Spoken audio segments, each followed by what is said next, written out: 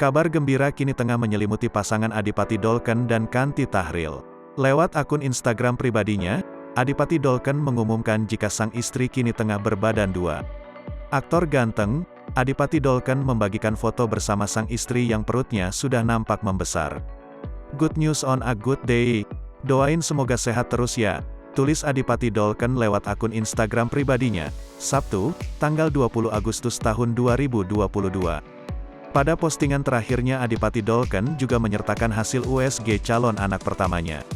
Belum ada keterangan lebih lanjut soal usia kehamilan Kanti Tahril ataupun jenis kelamin sang bayi.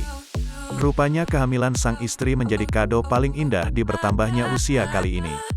Kabar bahagia kehamilan istri Adipati tentu saja disambut antusias oleh rekan selebriti.